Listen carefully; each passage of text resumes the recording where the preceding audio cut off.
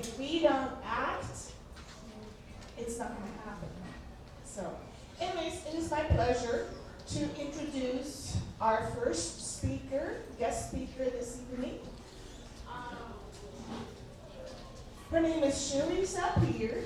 She immigrated from Israel. She's an accomplished small business owner and a loving mother of 3 children, ages 9, 7, and 3. Her campaign priorities are school choice, patriotic education, parental rights, optional masking, and vaccine freedom. Let's welcome Shiry.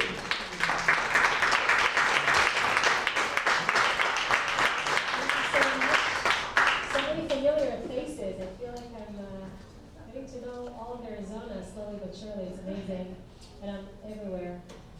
But it's good to be here. Thanks for having me. My name is Shiry Sapir. I'm running for Superintendent of Public Instruction to take out Kathy Hoffman out of that office. Because our kids can't afford keeping her in that spot for 4 more years. It's been a disaster already. It's been a disaster for decades in this country, but it's gotten so much worse. It's almost like it's on steroids. And I mean, I started running about a year ago. What is this? I was wondering about that. I started running about a year ago, actually a year ago. And I started running because it was, Kathy Hoffman, you're pissing me off, I'm going to get your job. That's how we started. But now that I've been running for a year and I've learned really just how bad things are in the schools, I'm feeling that this is a children's rescue mission. And I'm deep in it because what's happening in our schools right now has nothing to do with education. It's complete indoctrination. It's really not just a slogan. This is really what's going on. They're grooming our children. They're sexualizing our children. They're conditioning our children to accept things that we should never have our children accept at the ages that they're coming after them. And we're talking 5, 6, and 7 years old. You know, the education aspect of education is important, but when we're giving our children to the schools for 5 or 6 or 7 hours a day, we can't have them teach them things that just don't align with our morals and our values at home. And the reason that this is happening is because back in the 70s when the U.S. Department of Education got formed and they centralized our education unconstitutionally, some may argue, we found ourselves where we have to put our kids in the hands of people that dictate to them how they should be. And you know, this is not about character development anymore, which you would expect to have. It's about developing identities. And all our children are learning is untruths about history, about themselves, about gender, about everything that we know to be true. They learn the opposite. So what are we going to do as parents, right? I have 3 young children, 9, 7, and 3. I pulled them out. I put them in a private school a couple of years ago now, just about a month into the shutdowns, and I said, I just can't do this. And that was the best decision I had ever made. I put them in a very religious Orthodox Jewish school, which I never thought I would put them in there because I thought it was so Orthodox. I'm so glad I did, and in life, you know, rejection is direction. I'm so glad this happened because my kids come back home with God every day. And I feel so good about this. And I'm not worried when they're in the schools. A lot of people always ask me when I'm around, are you okay with cameras in the schools? Well, that's a different, you know, argument. I can see the argument for both sides, but the core question is, why do I need to drop off my children in a place that I may suspect do something wrong to my children? You know, you have to think about this. Like, you're not going to call your cousin Johnny and tell him to come babysit your children when you know he's going to molest them most likely. You're just not going to do that, right? So why are we putting our kids in a place that is unsafe? We need to change that. That's what we need to change. So a little bit about myself. I came here from Israel over, it's going to be 23 years ago here soon. I served in the Israeli military. I worked with bereaved families, helping them with logistical, financial, and emotional needs. My unit was also negotiating bringing back remains of missing soldiers. So I worked very closely. My job was to work with the families of those lost soldiers. And when everything happened a couple of years ago, I felt this strong need to step up and serve. And I really wasn't sure what to do. I have a real estate investment company. I'm a general contractor. I'm very busy. Obviously, I have 3 young children. But I felt I needed to do something, and being a keyboard warrior just didn't suffice. I didn't feel like I was getting anywhere. I don't really feel like arguing with people online that don't share my worldview. It's not up to me to defend how I want to live and what I see is right for my children. And I realized that the only way for us to make any valuable change is to be the change we want to see. And that means to get elected officials that represent. That's why the word representative, that's what it derives from, right? You're supposed to represent. You're not supposed to be a dictator, which that's the opposite of that, right? That's what we're having right now. Basically a bunch of people, especially in school boards and in the education, institutions, that tell us, no, this is what's right for our children. And you say, but my stomach, my belly tells me, no, this is wrong for my child. And they tell you, no, this is right for a child, and that's how it's going to be. So we need to have a voice. We need to have parents have a voice. We need to have the constituents have a voice, the taxpayers have a voice, and most importantly, the children. Because you can beat a child just once. There is no redo. And every day these children lose is a day they don't get back. They just don't. And we can sit still watching them robbing our children of their childhood, of their innocence, the pornography that we see in our schools, the assignments, the surveys, the confusion about genderism. And I get into this a lot, and I know I'm going to get a lot of heat from the left, but I don't really care. When you're talking about sex and sexuality to children, and I don't care if it's homosexuality, heterosexuality, whatever it is, you've just entered the area of pedophilia. You've entered. Yes. And we're watching. That's right. Yes. We're seeing you doing that. Yes. And we're not going to accept it. So as I said, I was on Steve Bannon's show on last Monday, and we talked about that. You can go on our website and see. We had a conversation about sexuality and the sexualizing of our children, and that was the conversation. How this campaign went from being about the shutdowns and the masks and all these other things to now literally being a children rescue mission. We need to make sure that we have people in power of any decision making regarding to any child, whatever color they are, that understand that they have to be the responsible adult in the room. We don't have responsible adults. We have a bunch of people that either have mental illness or just are indoctrinated themselves that can't see right from wrong. I just sent a letter to the Attorney General this week because we received an email from Deer Valley from a principal who sent to her staff to talk about on April 22nd there is going to be, a nationwide day of visibility for LGBTQ. No.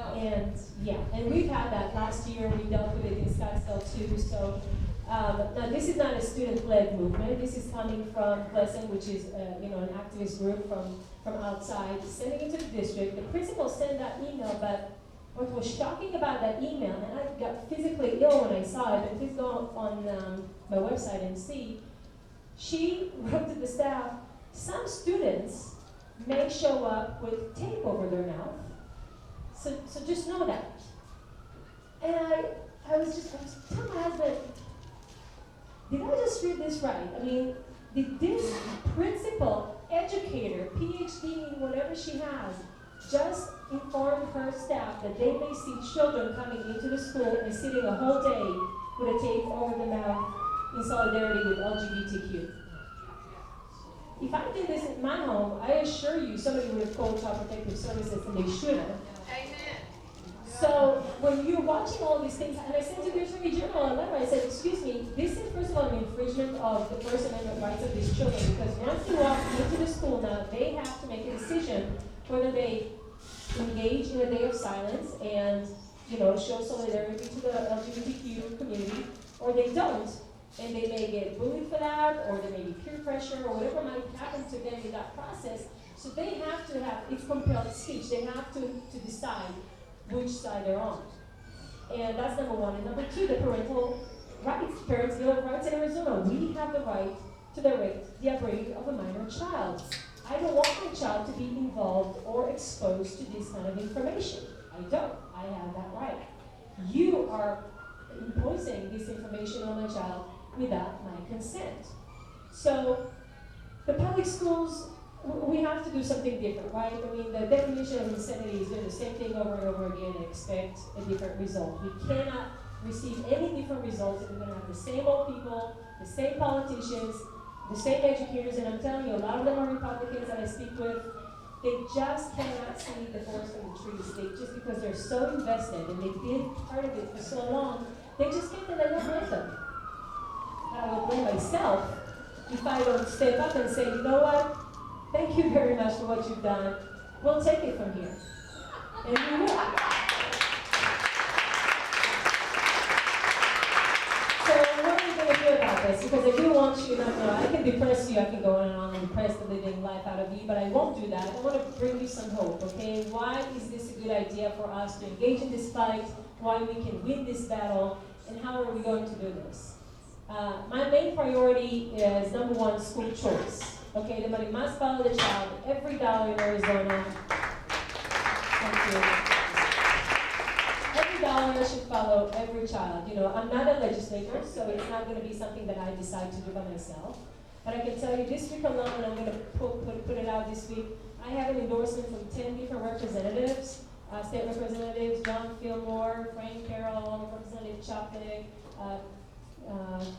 Pingerelli, there's about 10 of them. So I've created through my run a lot of a coalition, basically, because the job of the superintendent is to engage with the lawmakers and lobby and advocate for what she needs to have done for the Department of Education. So I am creating these relationships, and I have a shopping list of things that I want to get done that they're going to get from me even before. As soon as we all know that we won in November, they're going to get, you know, well, we're going to be prepared. We don't have time, because every day lost, we just can't afford. We have to be really fast with this.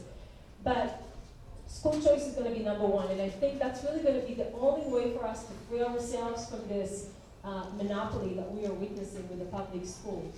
You know, the same Democrats are opposing so much the idea of school choice. Those are the same Democrats who stood by those doors to these schools 60 years ago and told the minorities, you cannot go in because of segregation. Now, they're standing by those same doors and telling them, you can't get out. So we're going to free our children. We're going to give them the school choice. We're going to free our parents. We're going to give more options of not only school choice because we want better academics and no critical race theory, no sexuality or whatever. I want to bring God back into our schools. Woo! I do. I really, really do. And I feel that the only way to do this is through school choice. You know, today I was at Paradise Valley Christian School. Wow, I was so, it just gives you peace. You know, you just walk in there and the kids are, you know, everybody's in uniform. They're so, you know, well-spoken. And there's no non-binary, you know, restrooms in the classroom. I asked her, do you have any gay? Do you have any transgender kids? They don't have that. It's not because it doesn't exist, and I'm not, you know, saying that, you know, being gay is not something that is possible. It happens. I have a lot of friends that are gay, but that's not the same as the transgender push that they're pushing in our children. It's a different thing. It's a different animal. It's scary, actually. And so she doesn't have that because they keep, you know, indoctrination can work both ways, right? So you can teach this core worldview to children of the sanctity of life, the sanctity of marriage, that there's only two genders, no matter how many genders you want to say there are, there's only two. When you teach that to children, they grow differently. And that's because they can have God in those schools. You can't have God in the public school because in 1962 and 1963, the Supreme Court banned reading the Bible and praying in school. So we can't have it there. So what is the option? To free ourselves and get school choice. I mean, we're spending this year $14,000 per pupil for the public schools. $14,000. And some of these schools, I mean, the failing rates of those tests, we're talking about 14% pass, 20%. And these are the tests that they're teaching them for, right? Because all they do is teach for the test, and then you still fail and you pass at 14%. So what are you doing? Our children are illiterate. The American children cannot compete on the world stage with most children, period. There's just no two ways about it. I mean, I tell people, we learn English. Every country in the world learns English as a second language. I don't know of many Americans who speak another language other than English. Why? Because they're not being taught. Not because they can't, Our children can because they're not being taught. So when they brought Common Core and now we got stuck with it for 20 years, nothing really ever changed. Our kids just got so much done. When I'm looking at some of the math problems that I see with my kids, bring home, simple multiplication question.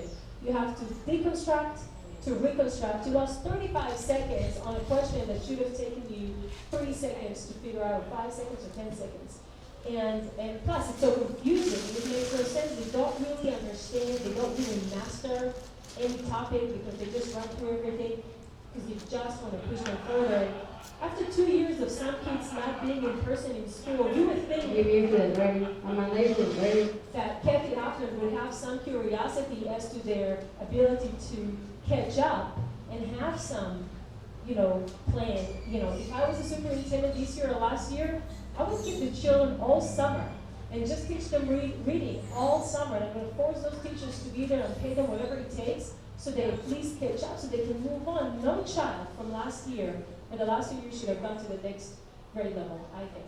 And I don't have, again, you don't have to have a PhD in education to understand it. You just don't.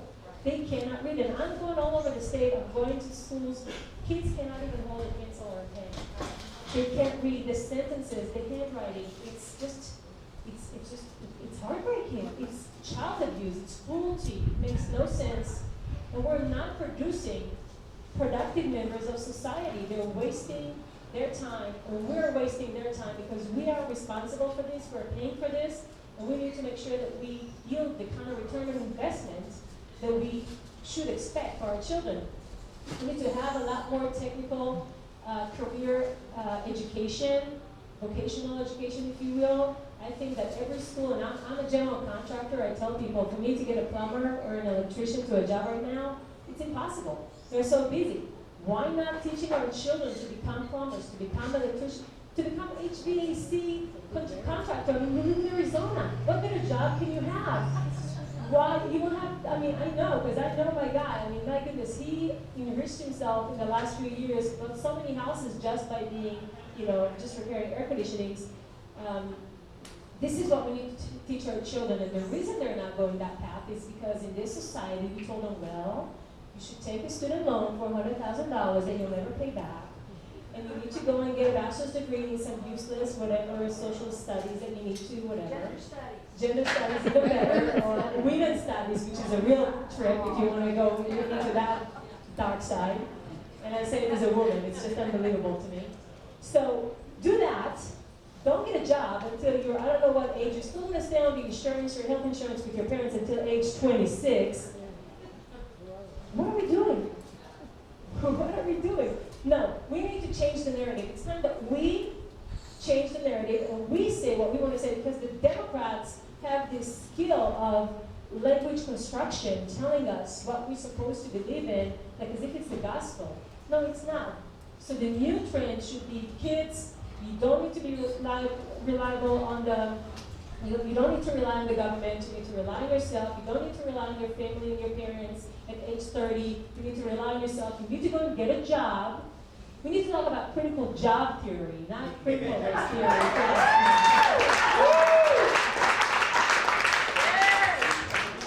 Everything I say to you, I bet you think it 1,000 times over. Nothing that I say is sensational. I'm not a genius. I'm just a common sense person watches this comedy right in front of my eyes, and I just can't stand watching it. So we're going to do this. The good news about the superintendent, again, I'm going to be one out of 11 members of, on the State Board of Education. Ducey just appointed 7 new State Board of Education members. We'll see who they are. I'm still trying to get to the bottom of that. But I'll be one that everything that they rubber stamp, which is the competencies, the standards, the policies, most everything is being crafted at the Department of Education. And guess who's going to be there? Me. So nothing that leaves the Department of Education is going to be the equity, diversity, inclusion nonsense that we have. And one of the glorious moments of the first 24 hours of me being on the job, Kathy Hoffman opened the Equity, Diversity, and Inclusion office. First 24 hours, it's closed, shut down. My office is down.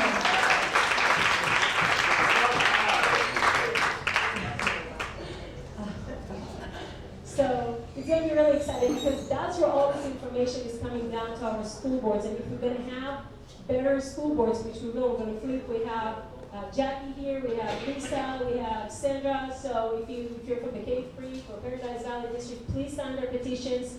We have a very, very, very good chance of flipping a lot of those school boards this year. And just think about it, how beautiful it's going to be, how different it would have been if we had them on the school boards when they talked about the mask mandates and all these other things. Think about the difference, and we're talking 1, 2, 3 people, and we can change our world, so we have to strive for that.